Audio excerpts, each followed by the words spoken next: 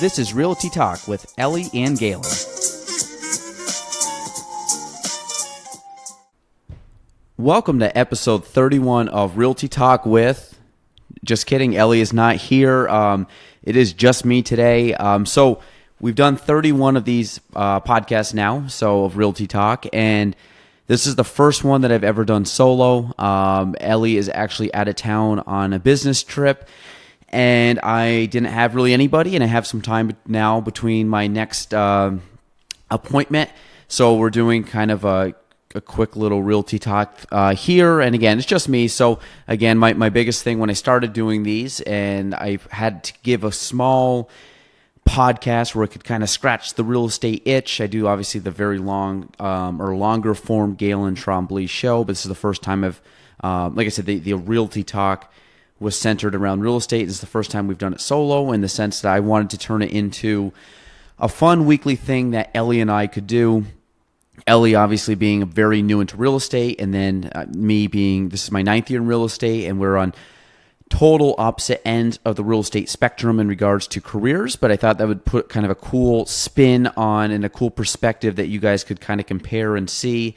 Obviously, it's a good way for Ellie to hear, kind of my thoughts from like a mentorship perspective, but then also it's good for, Ellie, I know, is now being more recognized from being on a lot of the social media that I do, and obviously this podcast. And I think it was funny, I went into a house the other day, and the girl goes, "Hey, do you know Ellie Gent?" And I said, "Yes, I do." And then she goes, I recognize you. You're all over her social media." And that made me smile, and I think I called Ellie that night and told her about it. But it was kind of cool in the fact that she's now starting to become known.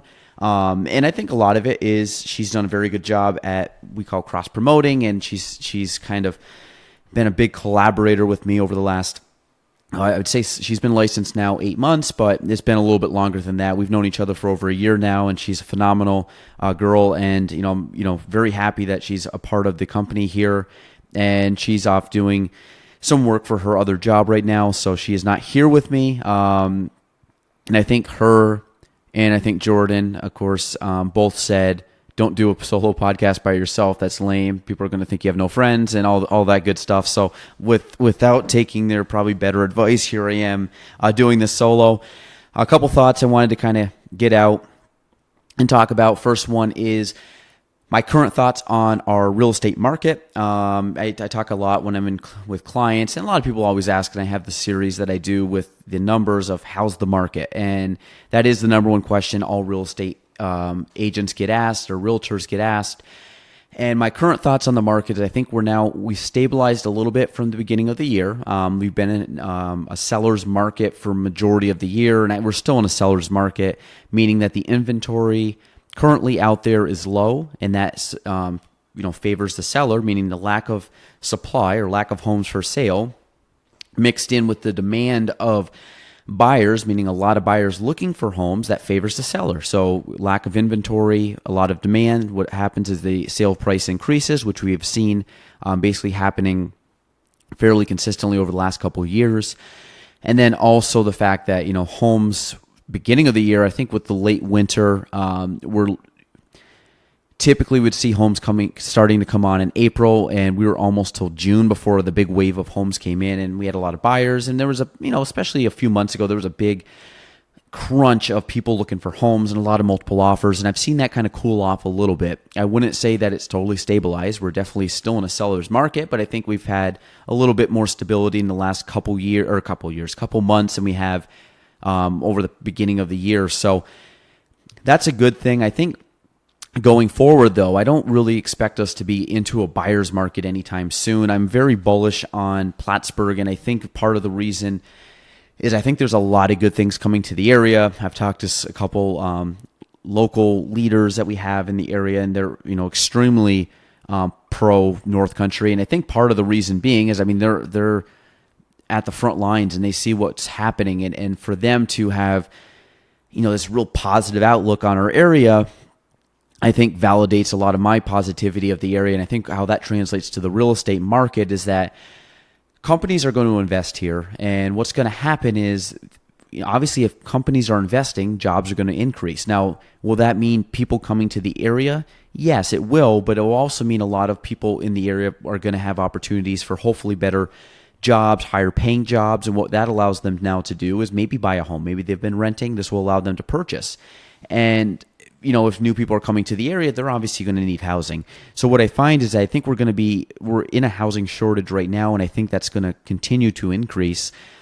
And with the cost of building right now, it's very tough to say, well, hey, we have all this land for sale or land that we could turn into building lots, so let's do it. Well, obviously the builders have to make a profit on it, or it makes no sense for them to spend the time to build. So what we're starting to see too now is that I think I don't know if that's going to happen anytime soon. What I think is going to happen is we're going to get people, or we're going to get out of town, either developers or builders coming to our area to invest in our area, knowing that, hey, this is someplace that we can build. We know there's people that are going to purchase and need homes, and it's a good investment of our time and energy and money, and we're going to see a turnaround and a profit. I think our average price is just going to continue to climb, and barring anything outside of the real estate industry, I don't think we're going to have any other housing problems with lending. I think that's been pretty, the lending practices have gotten very, very, very disciplined on their lending practices, meaning there's buyers now, there's more things they need to provide and more, I won't say hoops to jump through, but there's more regulations and guidelines they have to be met from 10 years ago. Those are now in place, and those have now become the norm. So people now are more able to get loans, which is a great thing. And what happens though is now we're at a shortage of inventory, is that there's a lot of people looking for homes that just can't find homes.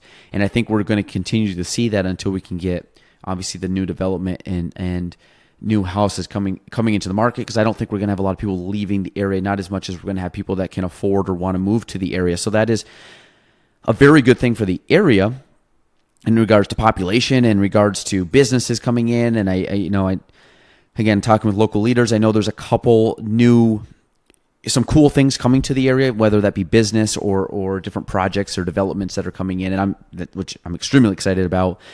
But I'm hopefully this will translate to our area. And again, I think the only thing that would stop us from a money standpoint is if there was an economic downturn, something outside of our industry that would affect people's income, which would have forced them to have trouble paying their mortgage. I don't think it's going to be from the mortgage industry or the housing industry specifically. It would be something to the effect of, I don't know, people losing jobs because factories, maybe the price of gas goes up, or minimum wage, or there's all these different things that could happen that could affect certain businesses, and maybe that won't help the economic climate, or people may have trouble paying off or paying their mortgage.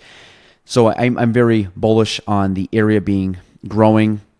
The housing market, I think, is going to be a little bit behind in regards to the availability of homes, but I think that will eventually catch up. Everything catches up and balances out over time. I just think we're going to be a little bit short, so we're going to be in this housing shortage, I think, for a few more years until that turns around, but I think it will turn around probably within the next, 3 to 5 years. I think we'll start finding a little bit more balance, which would be cool.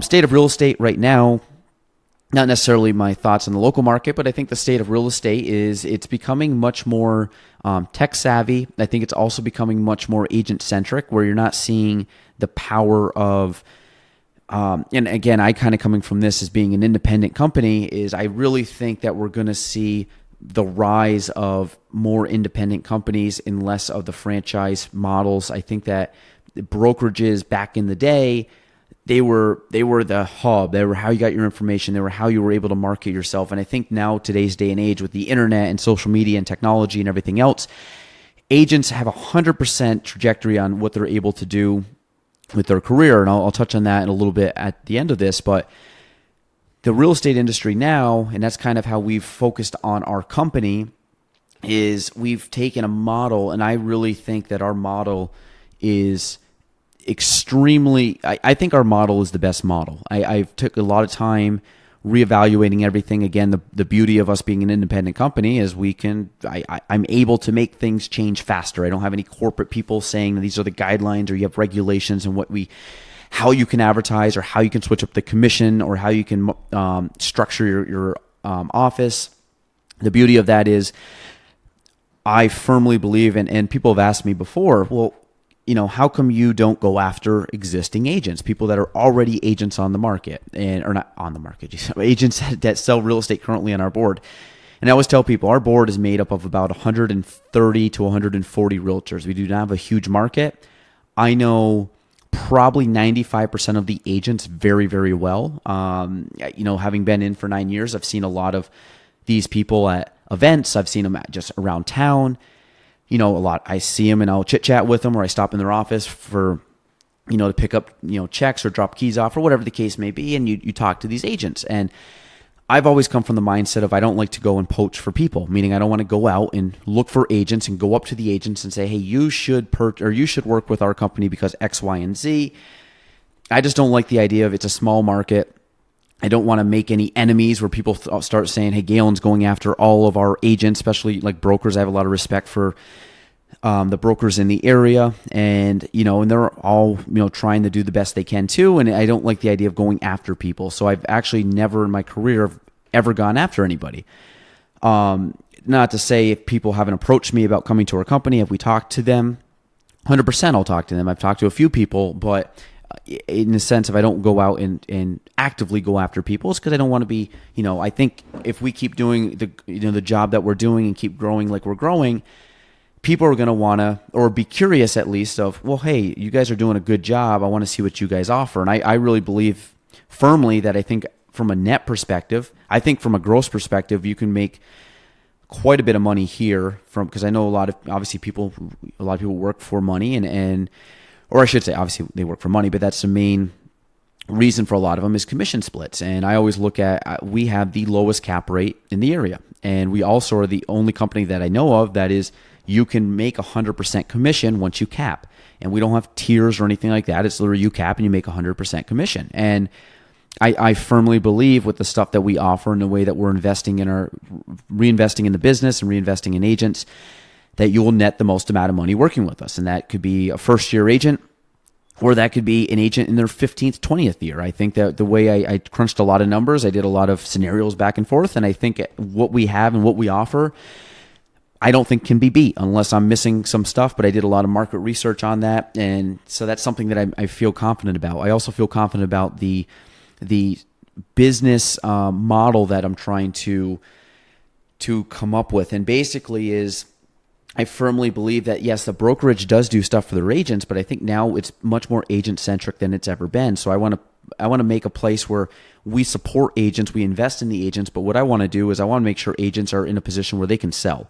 They don't need to be doing paperwork. They don't like closing. We have a closing coordinator, Nicole, and in the future, I hope that grows into where we can have two positions doing that job. And, it's kind of a cool system is agents that, once you get done and have the contract, you give it to Nicole and she's going to be the one dealing with all the back end stuff. And that what that allows me to do is, I do quite a bit of, I'm very active in our industry, and this allows me to save countless hours every week, not doing, work that, I'm not very good at.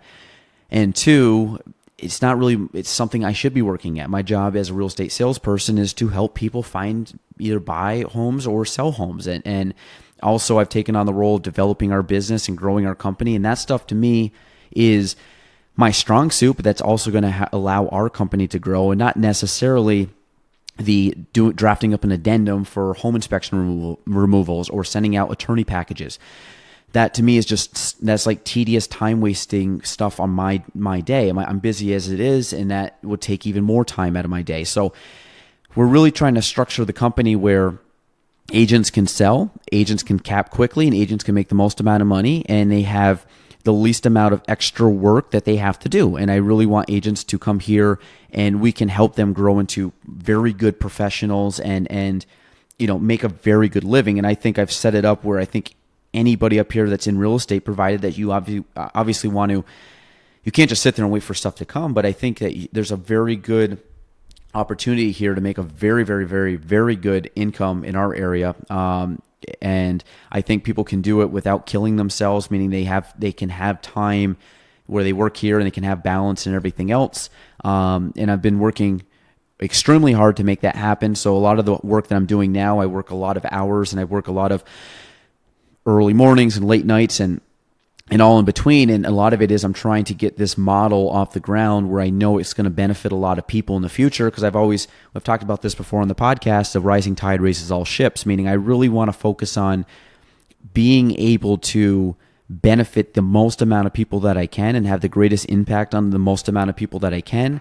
And in turn, we're all going to get better. And that's why anybody that follows me on social media knows that I spend a lot of time trying to promote my friends, other local people in different industries, and I'm trying to get their awareness out as best I can. And I think just by doing that and trying to help others, and obviously them helping me do the same, we're all growing, and we're all promoting really good, talented people that have a strong work ethic and have a strong sense of community and a strong, love of this area, that are trying to make this a better place for future generations. And I think we're doing a lot of that, and I'm just trying to play my small part in that. And obviously put in the time and effort now to make sure that the future is brighter for, obviously myself and my friends and family, but, the generations to come. And I'm really excited at the rate at which we're doing that. A lot of the stuff that I was planning on doing, we're actually hitting it much quicker. I'm very big on visual. I can barely speak, but visualization is I have a lot of thoughts in my head, but it's kind of one where I can see a lot of things that have currently happened that have been in my mind for years. And I've been doing this now almost 10 years, and I had a 10-year goal. I'm closing in on my 10-year goal, which will be really cool. And it was a very lofty goal when I set it. And now I have a very strong... It was about a 6-year goal, and I don't know why 6 years. I think that's in my mind. That's when it's going to happen. But there's a lot of things that have to happen. A lot of things that have to happen in order to accomplish it, and obviously a lot of hard work on my side and a lot of consistent, actions on my side. But pretty much the trajectory that I'm setting for myself to hit that. So far, I've been able to grow and do things a little quicker than that. So my goal is 6 years, and I think that, like I said, if I can keep doing what I'm doing, potentially it could be quicker, but I'm giving myself a realistic time frame to hit those goals. Most of those goals I don't want to fully publicize yet, but I do feel very strongly about a lot of these things, and hopefully, at that time point, when I accomplish that, it would be something that then I keep increasing that goal. And the fun thing is that each of my goals, my 10-year goal was very solo. It was me centric, and the reason being was it was just me. And I set the goal at the time, and I didn't really look at the bigger picture of how can I affect the most amount of people and help the most amount of people. My new 6-year goal has more effect on a lot of people, and I'm hopefully once I hit that point, then maybe my next 5-year or 10-year goal is going to help even more people. And that's kind of my, as I've gotten older and I've become a little more aware of things that go on and have become wiser and all these good things, is that my priorities and goals and everything shift, and it's just a natural progression. And hopefully I'm always in growth mode, meaning not necessarily growth as, have to do, I just guess growth, meaning I want to always do more. And it doesn't necessarily mean more as I got to sell more homes or things like that, but it could be I want to help more people, or I want to give back more to the community. And I think over my trajectory of my career, I'm going to be able to accomplish a lot of cool things and really look back and be happy of the effort I put in. And that's why I work so hard, is because I don't want to not reach my full potential. And I think that's always kind of a fear of mine, is, looking back 20, 30 years from now and saying, what, I just kind of slacked off and just kind of floated through. And I want to know that I gave my absolute best and really put forth all my effort into, what I was able to do, and position that I was in. I was able to maximize my potential and do it the right way and help the most amount of people. And that's why I really focus on trying to do things correctly and try to be a good person and kind of live by the golden rule.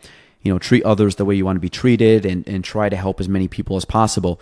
So I feel very strongly about that. That's kind of my North Star when I do a lot of this stuff, and I have a very good headspace when it comes to this. I know what I want to do. I know what I want to accomplish. I'm very patient in that. I know it's not going to happen overnight. And to be honest, most of my goals are probably going to be, I'm almost 30 now. I mean, a lot of them are probably 40-year goals, to be honest, maybe even longer. And I think, if you think about it, that's another, it's double my lifetime plus. And I think that I can accomplish quite a bit of things. When we talk about the snowball effect, the stuff I was able to or have been able to accomplish over the current 9 years, everything should be the growth should be compounded. So it should get bigger and bigger and quicker. And I say quicker, but I should be able to, I'm not doing the little things. As soon as I start getting this snowflake rolling, now it's a small snowball that will pick up steam, and I'll be able to hopefully do bigger things faster as I get, older and kind of, like I said, meet new people and have new connections and able to, really work with a lot of great people to make that happen. And we will. I know, and I have a lot of confidence. I have a very good group of people that I have around me. I think as you get older, you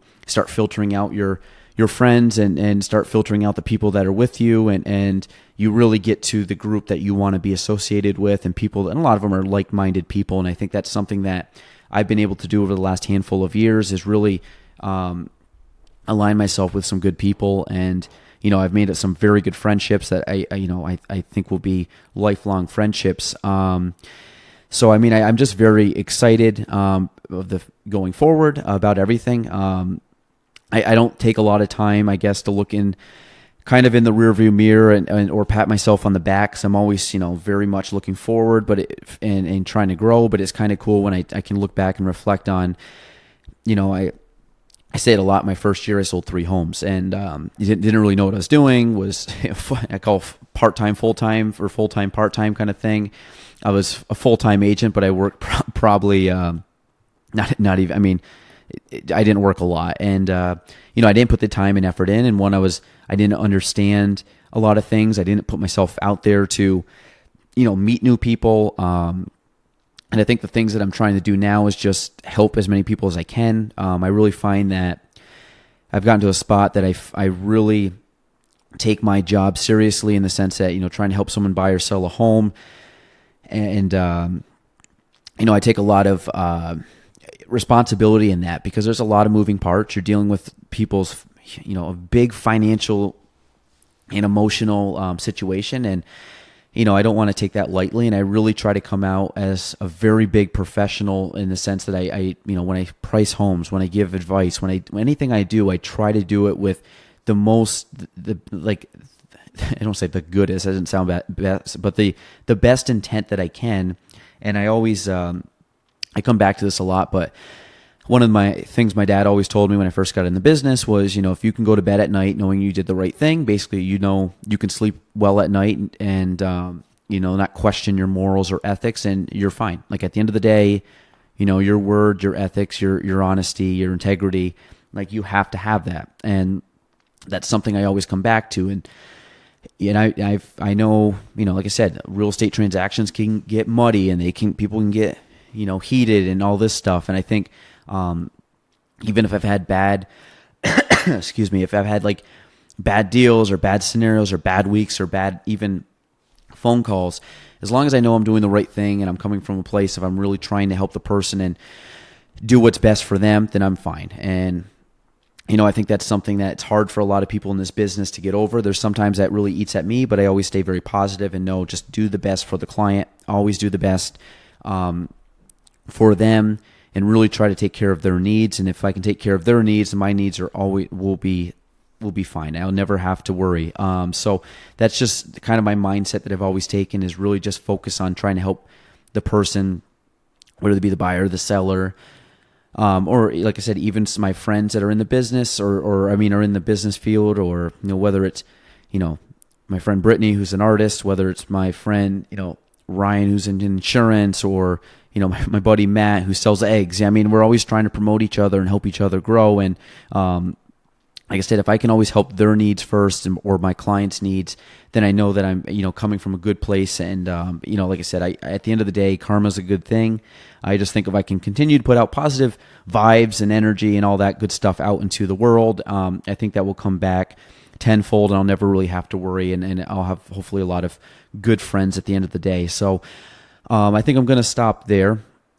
It's minute 24, which is my favorite number. So that sounds like a good time to wrap this up. So, like I said, episode 31 of Realty Talk, just me today. I believe Ellie should be back and ready to go next week. So you'll get Ellie back again. So I think that's it. I'll leave with an office quote because obviously this is what we do. I'm trying to think. I've had it on in the background of the last few times, but actually maybe I won't even have one. Maybe I'll just have Jordan cut this whole thing out and just say, Gaelan, nice try. You tried to come up with an office quote and couldn't come up with an office quote. But yeah, I don't have one. Maybe actually I was watching one the other day. And they came in, and Ryan came back, and he was working again, and Kelly goes something about arguing with him. And he's like, no, it's not working. She goes, well, I'm pregnant. And then he ended up getting like ghost white face, and then it ends up panning out to her when they're doing like the documentary, and she just shakes her head no. So I don't know why I always laugh at that scene, but it's a stupid scene, but it's classic Kelly Kapoor. I can't believe I ended this with a Kelly Kapoor office scene, but whatever, there it goes. We do it live. So episode 31 of Realty Talk. With not Ellie, just Gaelan. We'll be back next week. Catch you later.